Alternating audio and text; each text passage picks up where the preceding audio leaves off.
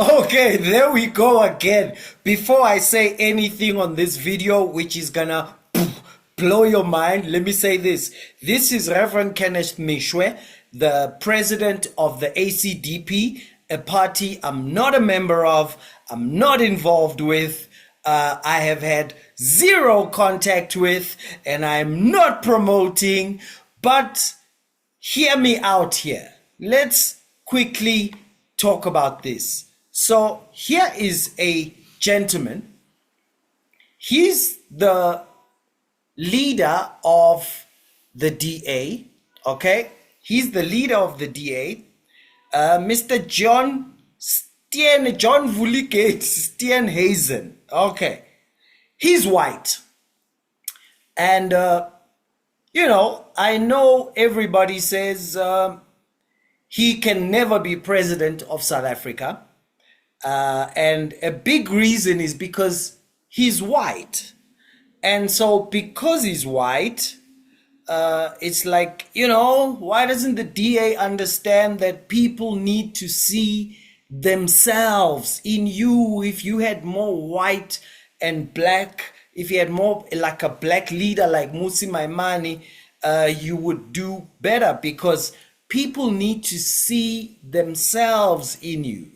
And another thing is that we hear he can't be president because people are scared of, if there's a white leader, they're going to take us back to apartheid.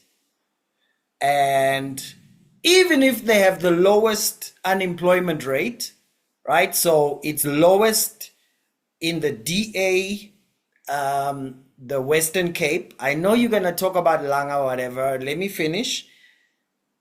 The DA has the lowest unemployment rate. Every year, more jobs are created in the Western Cape than compared to all the other provinces, if possibly not all provinces put together. And that's just with their influence in the Western Cape, excluding not having influence in national government until the GNU. Okay.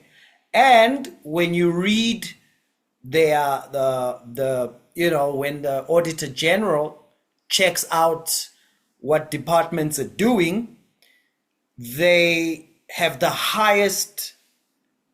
If you want to find a clean audit, which means no money was stolen, you'll find it like in, Western Cape Department of Health and things like that. And of course, everybody knows their CBD, Cape Town, is the best in the world. But what problem? They are white. People don't see themselves in them because there's a white leader. And if it's a white leader, people are scared of apartheid coming back. All right? So follow me now. And therefore, they are black. And so they became presidents because people see themselves in them, right? Black people specifically. And because black people see themselves in them, people remember apartheid. No, but people remember apartheid. So even when there's stealing and breaking and the cities that they manage all fall apart, Johannesburg looks nothing like what it used to be before apartheid. After apartheid, trains disappeared. They bought trains so they could get money. That didn't work. And load shedding, all of that. But you see, people see themselves, so they got over it because they're black, right? If you're still with me, press the like button down there. And they're black too, right? The thing is, people see themselves in them because they're black, and people remember apartheid. So they need a black leader, even if they steal and even if they don't trust them to manage their neighborhoods. Because we know some of the parties here, when it's like be in charge of my neighborhood, people don't vote. Okay, but we know they're in because they're black. Okay, now answer me this question. He's black. This leader has been in parliament from 1994 for 30 years to 2024. The ACDP only has 3 seats in parliament. Now, he's not, so clearly people see themselves in him because he's black. Now, not only he's black, but he's black and Christian. That's 85% of South Africans. Now, in fact, what I just discussed now is all black South Africans. Because even if they don't like church, they've got their own ideas, but they know if we have to do serious life things that require an input greater than just the usual, oh, they have a pastor in mind. Okay, now, here's a gentleman. He's black and he's Christian. Here's something interesting. People don't see themselves in him. Why don't they see themselves in him? If, let's say, he's the worst politician in the world, okay, so then we cut off 40% of the population. Let's say, no, people were already committed to the ANC because of 1994. Okay, so let's cut it down to 20% of the population. How come he doesn't get 20% of the vote? Or 5%? 3 seats. I, as a pastor, have only heard one member, because I do tend to ask. I've only heard one member who said, no, I vote ACDP. And I say, why? They say, well, it's a Christian party. I don't know. But, and I'm a Christian, so it's the closest, it just made sense. I don't know much about politics, which is how most people vote. Most people vote from very little knowledge. They just need to hear some little thing and they run with it. And that's fine. That's how it works. How come they don't see themselves in him? Who cancel everything. Every Sunday morning they go and clean at church for free because they are that committed to their faith. Who wake up at 6 a.m. on a Sunday morning just like they do on a Monday because they're going to go connect sound systems and sing and dress up and sing, and they commit that much to their faith. How come none of them see themselves in this man? South Africans won't vote for him even when they are most frustrated and they're like, we are tired of the stealing and the breaking. What they do is they say, I'm not going to vote anymore. And black South Africans don't think, I'm not voting for the people who steal. Okay, so I'm staying at home. What? How come no one just goes, okay, I'm not voting for who's steal, but at least there's one man, I see myself in him because he reminds me of Pastor Mfukeng, reminds me of Pastor whoever. And surely if they're stealing, hey, who do we normally think will probably not steal? Right? I don't expect him to steal. I don't expect him to give a tender just so he can take some money. He probably won't. Right? Even I'm saying when you don't know his character, that's kind of expected. Especially when, as he comes across, you're like, this is a normal guy. Am I making sense? Let me know in the comments. And then we're going to answer this. So my question is, what's really going on? Why does ACDP have 3 seats? Someone says, oh, they are horrible politicians.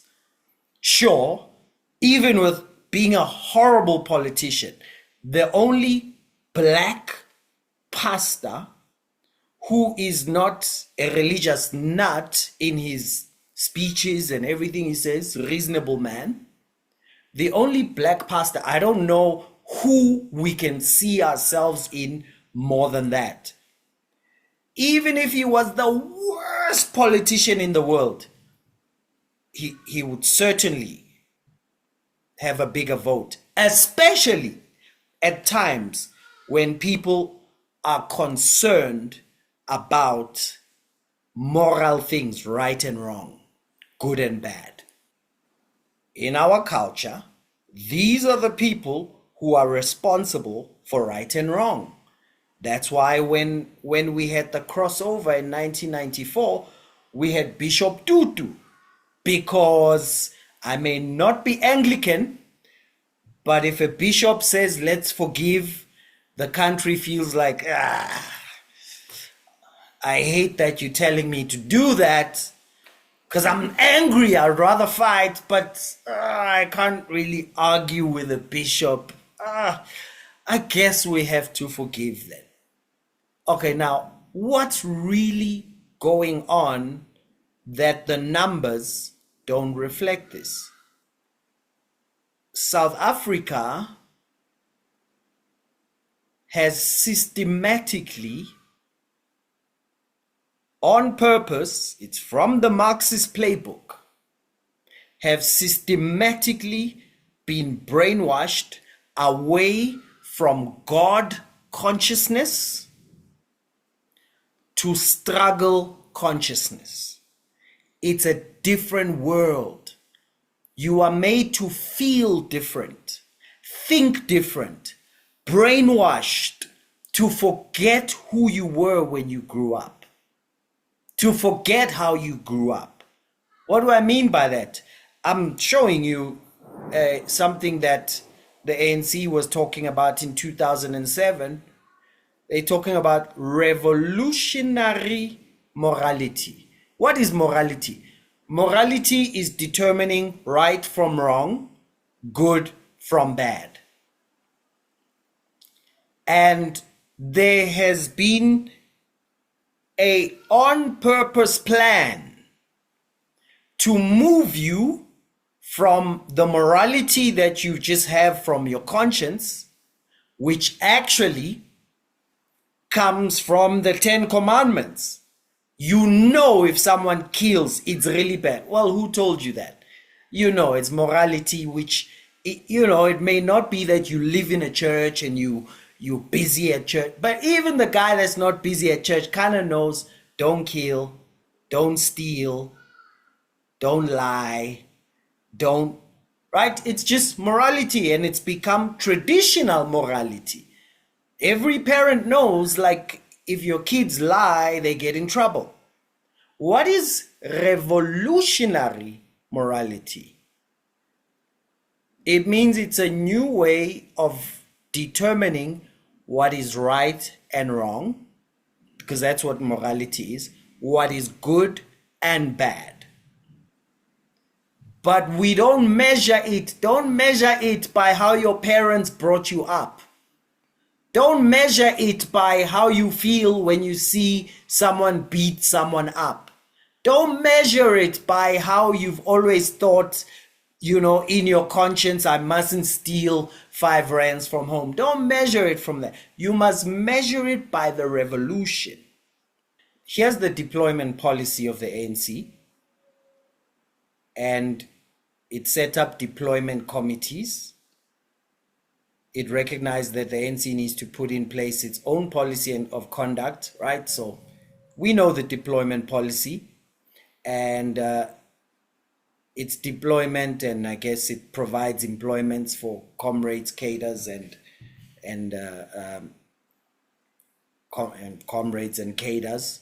And so it talks about how they send people out.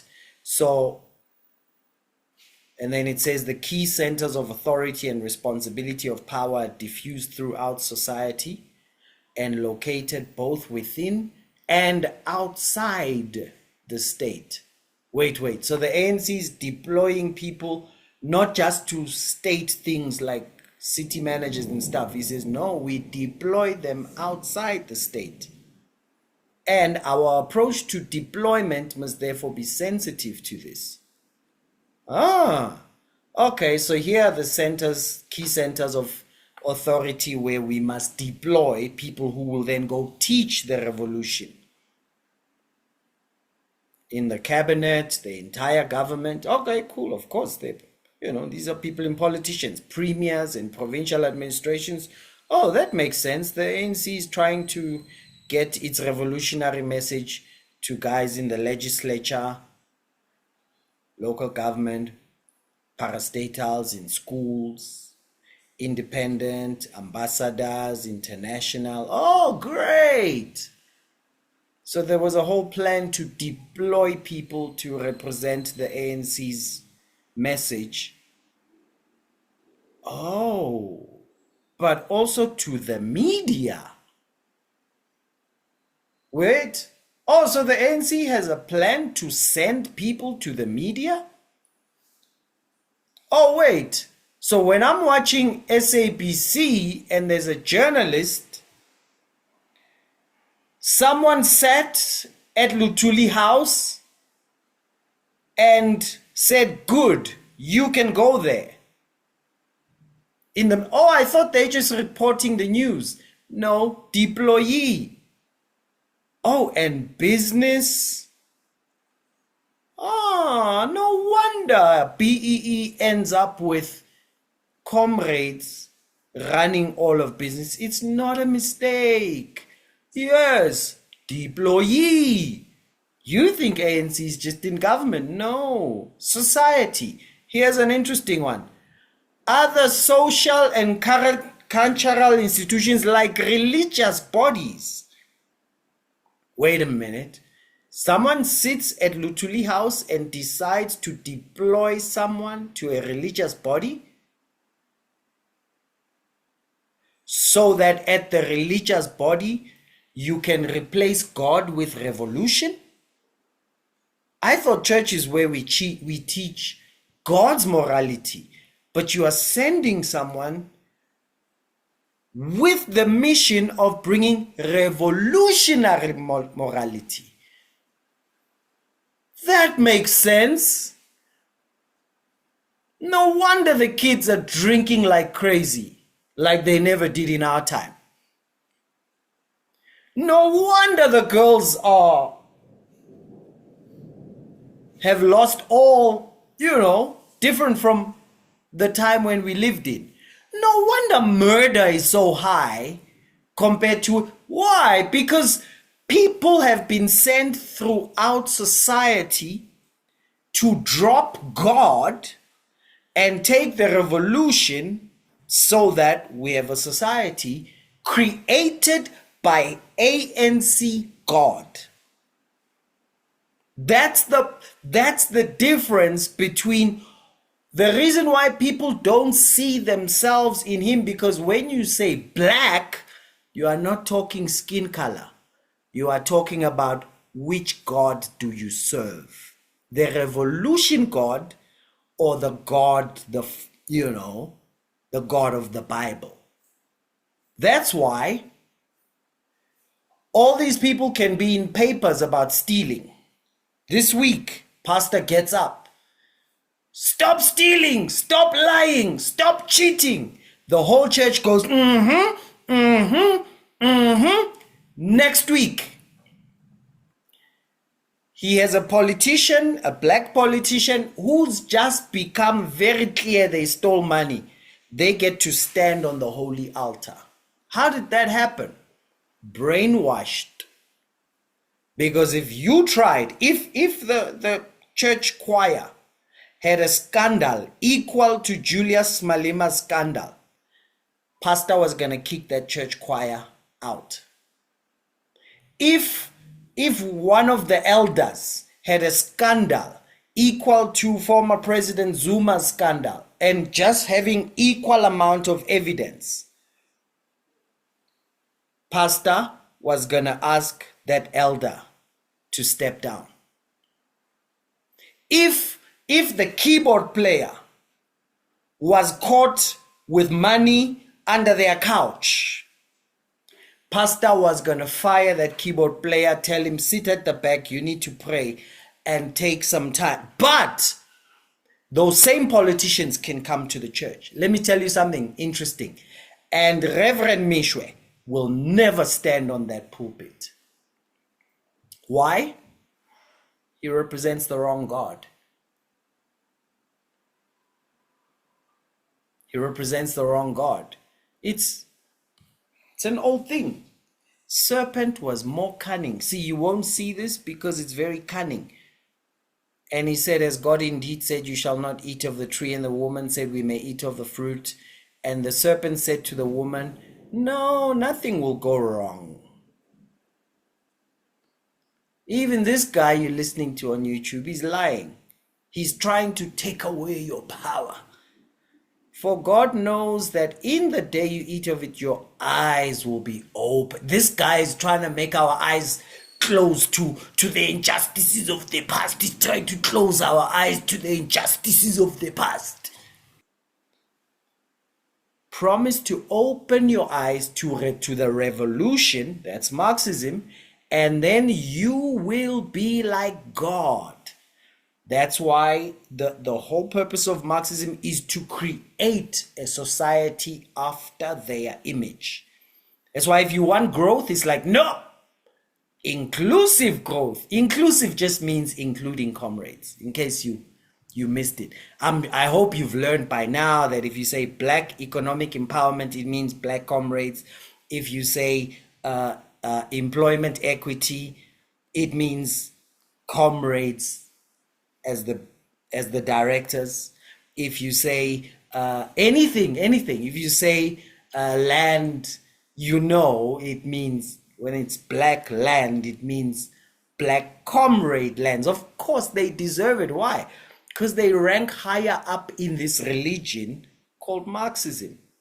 So you will be like God, knowing good and evil, meaning what? You are able to determine what is right and wrong. Why does this man get very low ratings? And I'm not saying go and vote for him, and I'm not saying don't, but it's because we have been brainwashed. And therefore, him being Christian, him being black by skin means nothing, because blackness is not skin. Blackness is adopting a new morality. And then who becomes your God then? Because morality, only a God can tell you what's right and what's wrong, right? Because you can't create that. Only a God. What is the God then? Envy, resentment, and anger.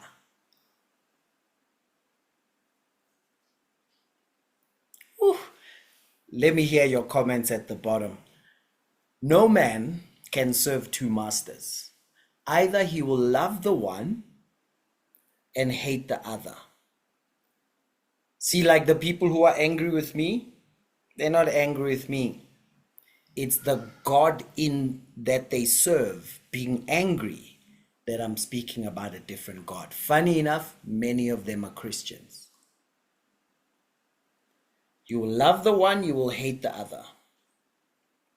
And am I talking about making the whole country Christian? No. There's freedom of religion, so all the Christians are free to serve their God without trampling on the rights of anyone who serves their God. We cool with everybody. We live in a constitutional democracy, and that's the first right, one of the most important rights we have, the right to religion. But I'm saying to you, no man can serve two masters, because he will love the one and hate the other. He will respect the one and disrespect the other. I'm happy to disrespect the God of the revolution and respect the God that I serve. And you cannot serve God and Marx. Let's make history together. Let me hear your thoughts below, and Don't miss the next one. Cheers.